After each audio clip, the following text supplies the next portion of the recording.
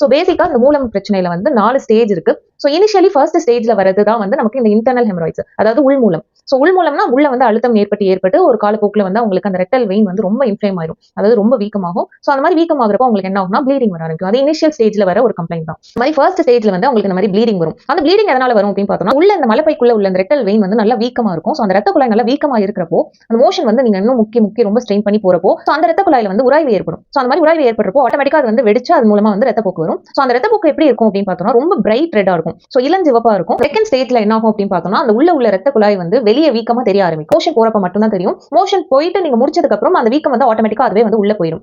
So வெளியே வந்து வீக்கம் தெரிய ஆரம்பிக்கிறது, நீங்க மோஷன் போய் முடிச்சதுமே ஆட்டோமேட்டிக்கா உள்ள போயிடும். இப்போ மூணாவது ஸ்டேஜ்ல என்ன ஆகும் அப்படின்னு பார்த்தோம்னா அதே வெளியே வந்து வீக்கம் தெரியும். பட் வந்து நீங்க கையை வச்சு அழுத்தம் கொடுத்தாதான் வந்து அது உள்ள போகும். சோ ஃபோர்த் ஸ்டேஜ்ல என்ன ஆகும் அப்படின்னு பார்த்தோம்னா வெளியே அந்த வீக்கம் தெரியும். பட் நீங்க பிரஷர் கொடுத்தாலுமே வந்து அது உள்ள போகாது. சோ அதுவாவும் உள்ள போகாது, பிரஷர் கொடுத்தாலும் உள்ள போகாது, வெளியவே வந்து செட்டில் ஆயிடும் அந்த வீக்கம். சோ அதுதான் வந்து ஃபோர்த் ஸ்டேஜ்.